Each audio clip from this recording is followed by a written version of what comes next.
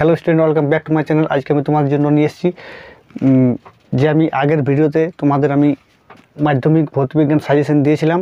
আজকে আমি তার পার্ট 2 অর্থাৎ সেকেন্ড যে ভিডিও আছে, এই ভিডিওতে আমি তোমাদের পরবর্তী যে প্রশ্নগুলি সেই প্রশ্নগুলি আমি তোমাদের দিয়ে দেবো।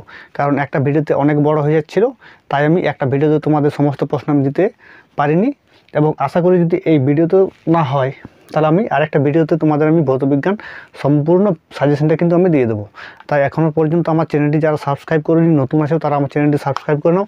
কারণ আমি মাধ্যমিক ও উচ্চ মাধ্যমিক সমস্ত বিষয়ে আমি সাজেশন ও নোটস তোমাদের বিনামূল্যে দিয়ে দেবো। তো বেশি দেরি না করে দেখা যাক আমাদের পরের ভিডিওর এবং গুরুত্বপূর্ণ যে ভৌতবিজ্ঞান 2024 মাধ্যমিক পরীক্ষার প্রশ্ন, গুরুত্বপূর্ণ প্রশ্ন, সেই প্রশ্নগুলি আমরা দেখে নিই। তারপরের প্রশ্ন হচ্ছে আমাদের হ্রস্ব দৃষ্টি ও দীর্ঘদৃষ্টি কী, এটি নিবারণের উপায় কী। পরের প্রশ্ন সরল ক্যামেরা দ্বারা গঠিত প্রতিবিম্বের দুটি বৈশিষ্ট্য লেখো। তারপরের প্রশ্ন আলোর বিচ্ছুরণ বলতে কী বোঝো, বিচ্ছুরণের একটি প্রাকৃতিক ঘটনার উদাহরণ দাও। তারপরের প্রশ্ন বর্ণালী কাকে বলে, একটি লাল ফুলকে পরপর রাখা দুটি সবুজ কাচের মধ্য দিয়ে দেখলে কী রূপ দেখাবে। পরের প্রশ্ন সর্বোচ্চ ও সর্বনিম্ন তরঙ্গ দৈর্ঘ্য ও কম্পাঙ্কযুক্ত তড়িৎ চুম্বকীয় তরঙ্গের নাম কি। তারপরের প্রশ্ন দিনের বেলায় আকাশ নীল দেখা যায় কেন। তারপরের প্রশ্ন বায়ু সাপেক্ষ কোনো মাধ্যমের প্রতিসরাঙ্ক V2 হলে প্রতিসরণের ক্ষেত্রে ওই রশ্মির চ্যুতিকোণ কত হবে। তারপরের প্রশ্ন বায়ুর মাধ্যমে কোনো আলোর তরঙ্গ দৈর্ঘ্য 6000 অ্যাংস্ট্রম হলে কত প্রতিসরাঙ্কযুক্ত ওই তরঙ্গ দৈর্ঘ্যের 4000 অ্যাংস্ট্রম হবে। তারপরের প্রশ্ন জলে ডোবালে উত্তল লেন্সের ফোকাস দৈর্ঘ্য কীরূপ পরিবর্তন হয়। তারপরের প্রশ্ন একটি উত্তল লেন্স থেকে 20 সেন্টিমিটার দূরে একটি বস্তু রাখার ফলে প্রতিবিম্ব লেন্সের কোন দিকেই পাওয়া গেল না, এই লেন্সের ফোকাস দূরত্ব কত। তারপরের প্রশ্ন ওহমের সূত্রটি লেখো এবং ওহমের সূত্রে একটি গাণিতিক রূপ দিয়ে দেবে, সেই গাণিতিক রূপের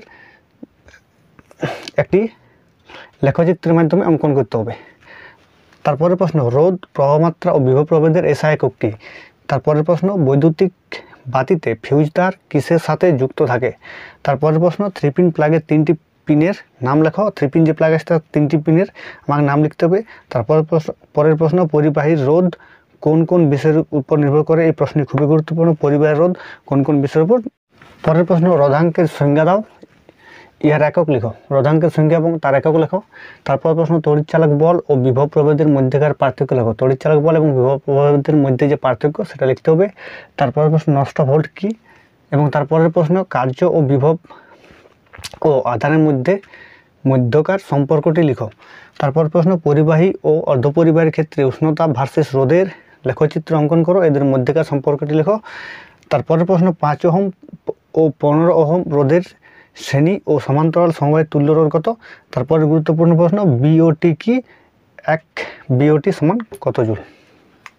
তারপর প্রশ্ন তড়িৎ প্রবাহের তাপীয় ফল সংক্রান্ত জুলের সূত্রটি লেখো, এর গাণিতিক রূপটি কি, একটি ব্যবহারিক প্রয়োগ লেখো।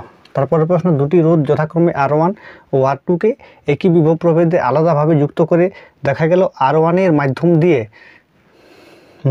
প্রবাহমাত্রা R2 এর মধ্য দিয়ে প্রবাহমাত্রার 5 গুণ, R1 ও R2 এর অনুপাত নির্ণয় করো। তারপরে প্রশ্ন দুটি 60 ওয়াট এবং 100 ওয়াট এর বাল্বকে যদি পরপর একবার শ্রেণী সমবায় ও একবার সমান্তরাল সমবায়ে রাখা যায় তবে কোন বাল্ব বেশি উজ্জ্বলতা জ্বলবে। তারপরের প্রশ্ন তেজস্ক্রিয়তা একক কী, তেজস্ক্রিয়তার মৌলের পরমাণুর কোন অংশে গঠিত হয়। তারপরের প্রশ্ন চুম্বকের উপর তড়িৎ এর ক্রিয়া বলতে কী বোঝো। তারপরের প্রশ্ন এম্পিয়ারের সন্তরণ নিয়মটি বিবৃত করো। পরের প্রশ্ন মোটর ও ডাইনামোর পার্থক্য লেখো। তারপরের প্রশ্ন বৈদ্যুতিক ও তাপবিদ্যুৎ উৎপাদনে কোন শক্তিতে রূপান্তরিত করা হয়। বৈদ্যুতিক শক্তি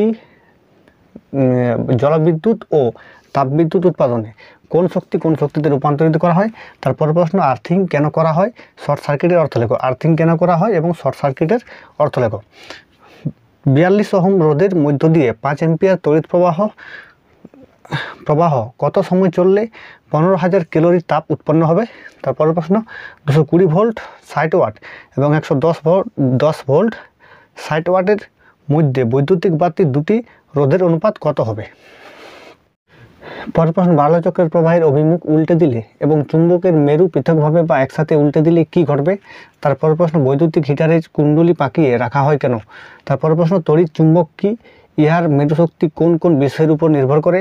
তারপরের প্রশ্ন, জলবিদ্যুৎ উৎপাদনে ভিত্তিগত কৌশল কি? তারপরের প্রশ্ন, বাড়ির ওয়ারিং কোন সময়ে করা হয়? এবং পরের প্রশ্ন, এসি ও ডিসি প্রবাহ কি? তারপরের প্রশ্ন, তেজস্ক্রিয়তা মৌল কাকে বলে?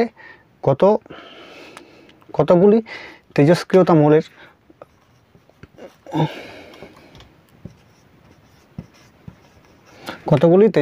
মৌলের উদাহরণ দাও। পরের প্রশ্ন, নিউক্লিয় সংযোজন ও বিয়োজনের মধ্যে পার্থক্য লেখো। সূর্যের শক্তির উৎস কি? পারমাণবিক চুল্লিতে শক্তির উৎস কি? তারপরের প্রশ্ন, ভর বিচ্যুতি কি? তারপরের প্রশ্ন, সংযোজনের আগে বিয়োজন হয় কথাটির তাৎপর্য কি? তারপরের প্রশ্ন, মৌলের পর্যায়গত ধর্ম নয় এরূপ একটি ধর্ম কি? তারপরের প্রশ্ন, হাইড্রোজেনকে দুষ্ট মৌল বলে কেন? তারপরের প্রশ্ন, মৌলের পর্যায়বৃত্ত ধর্ম কি? একটি উদাহরণ দাও। তারপরের প্রশ্ন, আধুনিক পর্যায় সূত্রটি লেখো। এখানে কয়টি পর্যায় ও কয়টি শ্রেণী রয়েছে তা ব্যাখ্যা করো। পরের প্রশ্ন, ত্রয়ী সূত্রটি লেখো। তারপরের প্রশ্ন, মোজেলের পরীক্ষা তাৎপর্য লেখো।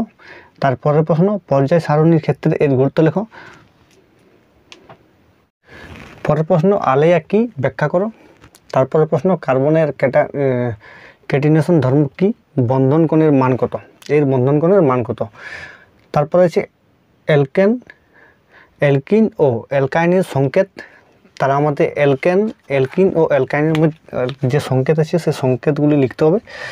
কিভাবে পরিবর্তন করবে এরকম আমাদের দিয়ে দেওয়া হবে। কীভাবে CH3 CH2OH, তারপর হচ্ছে CH2 সমান CH2, এটা আমাদের পরিবর্তন করে দেখাতে হবে। তারপরে প্রশ্ন হচ্ছে পার্থক্য, সমপৃক্ত ও অসমপৃক্ত হাইড্রোকার্বন, জৈব ভঙ্গুর ও পলিমারের এই দুটি পার্থক্য, একটা পার্থক্য আর একটা পার্থক্য। তারপর প্রশ্ন, সমগণীয় শ্রেণী কি? উদাহরণ দাও। সমগণীয় শ্রেণী কি এবং উদাহরণ দাও। তারপরের প্রশ্ন হচ্ছে অজৈব ও জৈব যৌগের উদাহরণ, একটি করে জৈব ও অজৈব যৌগের উদাহরণ দাও। তারপর প্রশ্ন, প্রোপালেন ও বিউটানেনের সংকেত লেখো। কি ঘটে? C2H5OH এর সঙ্গে ধাতব Na এর বিক্রিয়া ঘটানো হলো। কি ঘটে? CH3COOH এর সঙ্গে জলীয় NaHCO3 এর বিক্রিয়া ঘটালে। 3 নম্বরে CH4কে O2 এর দহন করানো হলো। পরের প্রশ্ন, PVC এর পুরো নাম লেখো। PVC এর টেকলোনের মনোমার কি? তারপর প্রশ্ন, 4টি সম্পৃক্ত হাইড্রোকার্বনের নাম ও সংকেত লেখো।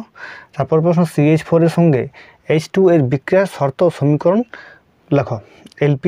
তারপর প্রশ্ন, এলপিজির মূল উপাদানগুলি কি তা লেখো। তো আমি আজকে তোমাদের ভৌতবিজ্ঞান পার্ট 2 এর ভিডিওতে তোমাদের গুরুত্বপূর্ণ প্রশ্নগুলি দিয়ে দিয়েছি এবং কিছু প্রশ্ন বাকি যদি থাকে তাহলে সেগুলি আমি তোমাদের শর্ট ভিডিওর মাধ্যমে আমি দিয়ে দেবো। তোমরা চ্যানেলটি সাবস্ক্রাইব করে নাও, তাহলে তোমরা শর্ট ভিডিওগুলো যাতে তোমরা পেয়ে যাও এবং সেই প্রশ্নগুলি কিন্তু খুবই গুরুত্বপূর্ণ হবে এবং সেই প্রশ্নগুলি পড়ার চান্স কিন্তু অনেকটা থাকবে। ধন্যবাদ।